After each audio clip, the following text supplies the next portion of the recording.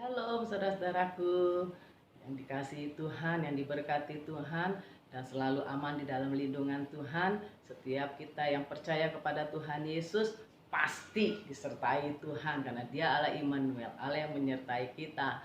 Puji Tuhan ya, kalau hari ini kita bisa bertemu lagi, dan hari ini saya akan sharingkan tentang rendah hati.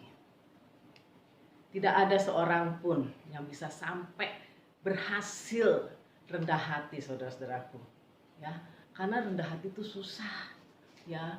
Tapi kalau kita hidup di dalam Tuhan, benar-benar melekat kepada Tuhan, benar-benar menaruh hidup kita hanya kepada Tuhan dan menjalankan firman kebenaran Tuhan, maka perubahan sifat karakter ini, ya, temperamen kita itu bisa diubah, ya.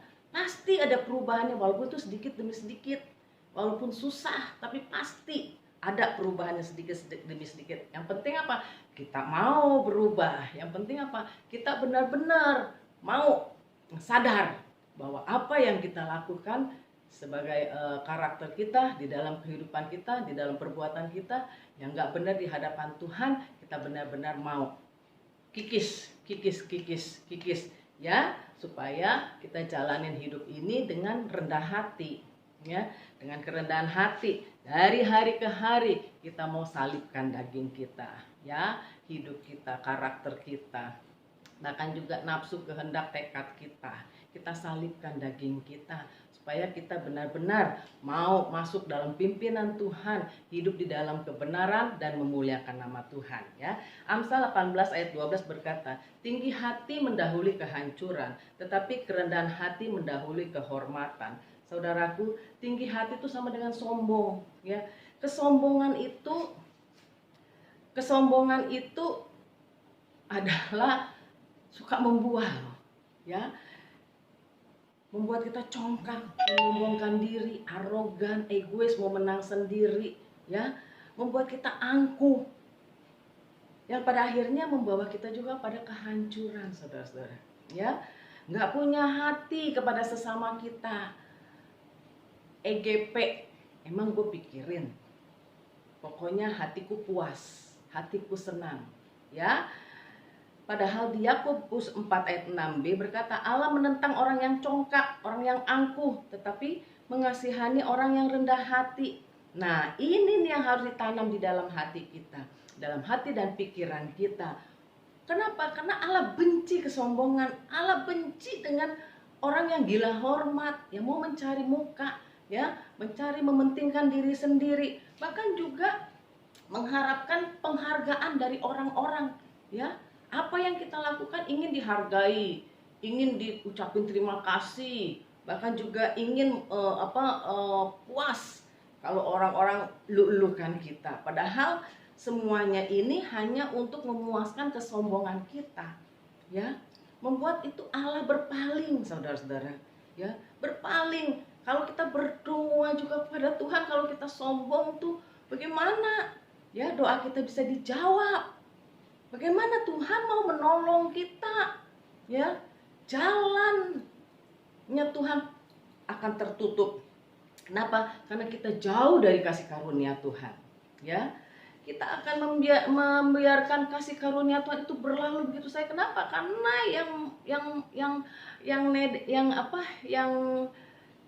yang halangin itu kesombongan kita, keangkuhan kita, perbuatan kita yang nggak berkenan. Makanya kasih kemurahan Tuhan tuh jauh dari kita, serta pertolongan Tuhan juga jauh. Kenapa? Karena Tuhan senang kepada orang yang rendah hati. Tuhan akan bermurah hati kepada orang-orang yang benar-benar mau, ya, menjalankan kebenaran firman Tuhan. Kadang sepatah kata yang keras, yang ketus, yang galak, yang kasar bisa menyinggung hati kita, membuat kita hati jadi sakit, jadi kepahitan, bahkan juga karena akar pahit itu membuat kita akhirnya ngejelimet, nggak bisa tidur, ya, mikirin dengan kejengkelan kita, kemarahan kita yang terus ada di kolbar di dalam hati kita. Kenapa? Karena kata-kata yang sering kali orang orang berbicara kepada kita yang membuat kita tersinggung, membuat kita marah, membuat kita rasanya ya, Kita yang tadinya ceria jadi murung, kita yang tadinya mukanya bersukacita jadi cembetut ya. Kenapa? Kata-kata itu yang membuat menghapus habis semua apa yang ada di dalam ada di dalam diri kita, ya. Kenapa? Karena kata-kata yang menyakitkan seringkali bukannya menyakitkan ya, mungkin menegur kita untuk lebih baik lagi, tapi kita tersinggung. Nah, dari ketersinggungan inilah yang membuat kita akhirnya nggak happy ya, membuat kita akhirnya sepertinya jengkel, kesel, marah ya. Padahal itu sebenarnya benar untuk menegur kita untuk menjadi anak Tuhan yang lebih baik lagi, menjadi anak Tuhan yang benar-benar melakukan ya seperti Tuhan Yesus yang rendah hati dan lemah lembut. Tapi kita jengkel dan marah ya. Kalau orang tanya kenapa, kamu kenapa seperti itu ya, maka kita akan menjawab, itu loh kata-kata yang sangat menyakitkan, kata-kata yang membuat aku tersinggung ya. Apakah ini yang benar-benar kata-kata ini benar-benar yang membuat kita sakit, atau kita terlalu perasa, atau kita terlalu lebay ya, hingga membuat kita jadi wajah kita menjadi suram, bahkan juga menjadi wajah yang nggak enak dipandang ya. Sebenarnya bukan, saudara-saudara ya. Kita ini nggak lemah, kita ini nggak lebay. Kata-kata orang mungkin itu menyinggung perasaan kita, tapi itu pun sebenarnya nggak ada apa-apanya ya. Kata-kata yang menurut permasalahannya adalah kenapa? Karena hati kita terlalu tinggi ya. Kita tinggi hati, merasa bahwa harga kita ini jatuh, gengsi kita ini jatuh ya. Seharusnya kita ini rendah hati, ngalah ya. Kita mau ngalah, kita mau koreksi ya dari setiap kata-kata orang, bukan malah sakit hati, tapi kita benar-benar mau membuat ini pelajaran buat kita bahwa saya harus berubah ya. Dari kata-kata ini, mungkin ini kata-kata Tuhan melalui orang itu untuk menyadarkan kita ya. Jadi di dalam kehidupan kita bersama-sama juga dengan orang-orang yang ada di sekeliling kita, jangan kita juga mementingkan diri sendiri, maunya menang sendiri. Jauhilah pertengkaran, jauhilah segala argumentasi yang seringkali membuat ingin menang sendiri ya. Ngalah, nggak apa-apa kok ngalah ya. Kenapa? Karena sikap ngalah itu mengundang simpatiknya Tuhan. Tuhan senang kok anak-anaknya kalau mau ngalah ya, bukan mau menang sendiri, bukan sok mau tampil ya. Tapi orang yang mengalah itu artinya dewasa rohaninya, nggak seperti anak-anak lagi yang suka maunya nomor satu, saya di nomor satuin, saya harus ya. Padahal Tuhan ingin sekali supaya kita ini tambah hari tambah dewasa rohani kita ya. Kita mengenal Tuhan, kita nggak mau simpan dendam. Kita sudah mengenal firman Tuhan, kita nggak mau marah-marah, sepecah marah-marah ya seperti anak-anak ya, yang terus ngomel-ngomel ya. Kenapa? Untuk nutupin sebenarnya kekurangan kita, kelemahan kita, keadaan kita. Bahkan juga yang yang nggak mau supaya orang tahu nih siapa sih kita gitu ya.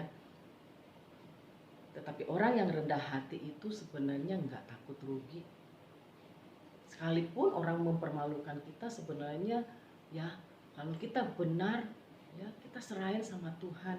Kita benar-benar serahkan setiap apapun juga yang orang perbuat sama kita, kita serahin sama Tuhan. Dan Tuhan sendiri yang akan bertindak. Nggak usah bersumpah serapah, nggak usah umbar emosi amarah ya. Tetapi kita benar-benar mau supaya kemanapun kita pergi, kita mau damai ya. Kita mau jadi orang yang rendah hati, nggak lagi terus ya dengan segala kesombongan, dengan segala karakter kita yang nggak berkenan itu ya. Sepertinya seringkali kita sok banget gitu ya, merasa paling benar, sok tahu ya. Sepertinya orang lain nggak boleh menang, saya nggak boleh kalah sama orang lain. Ya, saudaraku, sebenarnya tinggal hati itu untuk hanya menutupin jiwa kita ini yang lemah dan rapuh, saudara. Menutupi keadaan kita yang mungkin ya sepertinya takut diejek orang, ya, atau kita sepertinya kita nih nggak kuat. Tetapi belajarlah saudara-saudara, rendah hati itu setiap saat minta Tuhan supaya tolong kita, lembutkan hati kita, jangan keraskan hati, ya, tapi lembutkan hati kita untuk terus mau belajar, terus belajar dengan segala kerendahan hati kita ini, ya, yang membuat kita hatinya akhirnya tenang, ya, tapi tegar, ya, seperti samudra yang mengambil tempat tuh paling rendah, ya, nggak harus berkobar-kobar seperti emosinya seperti apa, seperti riak-riak ombak itu, ombak-ombak kecil tuh di pinggir pantai yang terus susul menyusul, ya. Nah, rendah hati ini membuat kita ini bebas, leluasa, kita bisa bersuka cita, kita bisa happy, muka kita bisa kelihatan enak dilihat orang, ya, nggak manyun terus, nggak asem terus, nggak ditekuk terus, ya, membuat orang juga takut untuk berbicara kepada kita, ya. Kenapa? Karena itu semua terpancar di dalam hati kita yang benar-benar keluar, ya, bisa dinikmatin orang, bahkan juga sinar kemuliaan Tuhan itu terpancar keluar, orang lain bisa melihat kita benar-benar anak Tuhan, ya. Saudaraku, kalau dulu saya juga seperti itu, saudara-saudaraku. Muka saya itu serem, ya. Saya ketus, judes, mau menang sendiri, ya. Muka saya itu nggak enak dipandang orang. Kenapa? Karena selalu ditekuk, curiga aja sama orang. Kenapa? Karena saya menutupi keadaan saya. Saya yang miskin, penyakitan, sepertinya bodoh, nggak punya apa-apa. Jangan dong sampai dihina orang, ya. Saya jaga penampilan saya supaya orang menghormati saya. Padahal itu semua menutupi keadaan kita. Kalau orang ngomong, rasanya cepat tersinggung. Sepertinya tuh orang kok menghina gitu, menghina saya. Padahal mungkin dia bicara yang biasa-biasa aja. Tapi saya sudah tersinggung, terlalu peka, ya saudaraku. Sebenarnya semuanya itu hanya untuk menutupi bahwa kita ini rapuh, saudara-saudara, ya. Tapi kita mau belajar saudara-saudara, ya. Kita mau bangkit supaya benar-benar kita jalankan apa yang Tuhan inginkan, ya. Kalau saya dulu ngikutin segala kearoganan saya, pasti terus ribut terus, ya. Saya punya panti asuhan anak bangsa di Pulau Gebang Permai. Saya juga sesudah saya diberkatin, saya buka gereja di Kelapa Gading, di rumah makan ayam penyet di Kelapa Gading, saudara. Tapi hanya untuk apa? Untuk menyombongkan diri bahwa saya ini mampu, sekarang sudah diberkatin Tuhan. Dulu yang miskin, sekarang sudah diberkatin Tuhan. Hanya untuk kesombongan gitu loh, ya. Saat itu sih saya nggak merasa untuk kesombongan, tetapi dengan jalannya satu peristiwa demi peristiwa, ya. Kenapa? Karena saya udah kerjakan terus langsung saya tinggalin gitu loh, nggak bertanggung jawab. Saya serahin kepada orang lain, saya pikirkan dengan uang saya bisa kontrol mereka. Tetapi akhirnya apa? Ya, mereka menguasai semuanya itu karena sepertinya saya ini hanya hanya ATM mereka.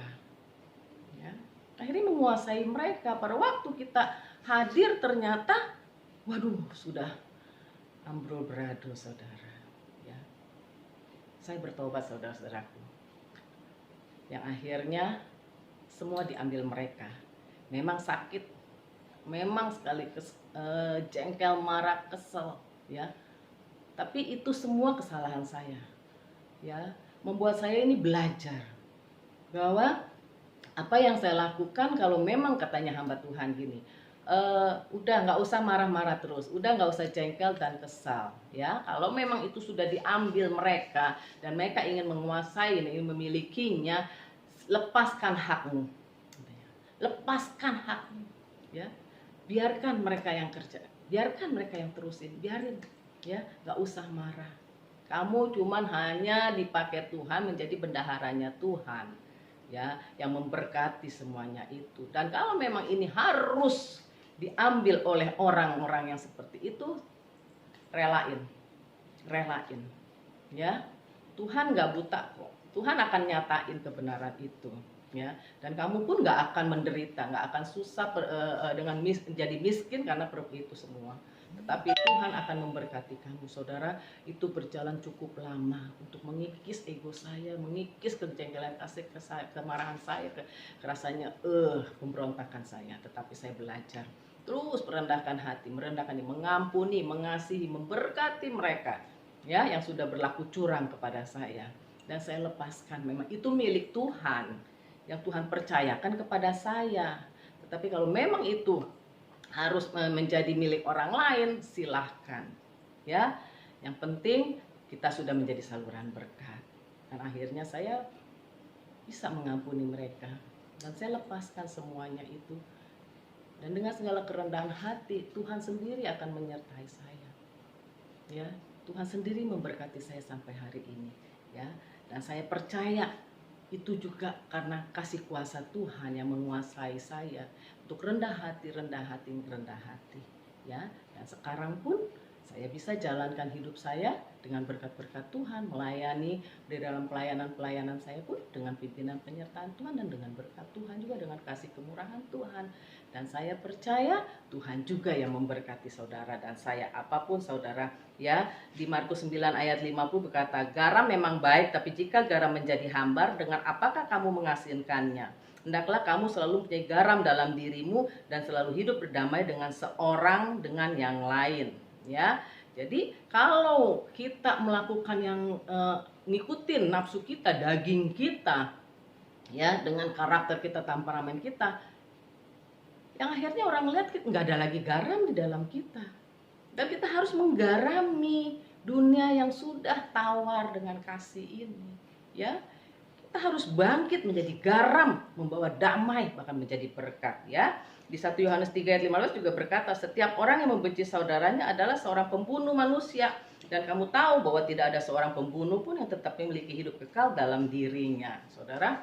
Jadi kalau saya terus kesel, saya terus benci, saya tetap terus, ya, rasanya bersungut-sungut, marah, ya, akhirnya juga damai sejahtera juga saya hilang, ya. Dan firman Tuhan berkata, kalau benci saudaranya itu nggak punya hidup yang kekal, nggak mau lah. Saya mau hidup yang kekal daripada saya benci, daripada saya marah. Lebih baik saya memberkatin dia, saya mengasihi dia. Saya terus melepaskan kasih, ya. Dan terjadilah damai sejahtera itu di dalam hati saya, dan saya bisa menerima semuanya karena Tuhan yang memberkati, ya, memberkati kita. Tuhan punya rencana yang baik untuk kita. Dalam tujuan hidup kita ini tetap terus jalankan firman Tuhan, kebenaran firman Tuhan, dan kita tetap terus mau mengampuni, mengasihi, bahkan juga dengan segala rendah hati, dengan penuh kasih kepada setiap siapapun juga, ya, yang menyakitkan hati kita bisa berbagi kasih dan juga bisa menjadi berkat bagi mereka, ya. Hari ini kita boleh belajar untuk rendah hati, walaupun sulit sukar, tapi mau, maka semuanya akan semuanya akan terjadi di dalam kehidupan kita, ya. Orang lain mau berbuat apapun, kita nggak merasa apa-apa, nggak ada lagi sakit hati, nggak ada lagi kecewa, tetapi adalah memberkati mereka, ya, supaya berkat Tuhan juga turun atas mereka, dan Tuhan sendiri akan nyatakan kuasanya. Kebenaran itu akan memerdekakan kita, dan kebenaran itu akan memimpin kita untuk terus masuk ke dalam hidup yang kekal. Amin, saudara-saudara. Mari kita belajar rendah hati seperti Yesus yang rendah hati dan lemah lembut, dan kita bisa menjadi berkat bagi banyak orang. Amin. Selamat beraktivitas. Salam sehat dan selalu kuat di dalam iman kita dan di dalam Yesus Kristus Tuhan yang menyertai kita dari sekarang sampai selama-lamanya. Bye-bye.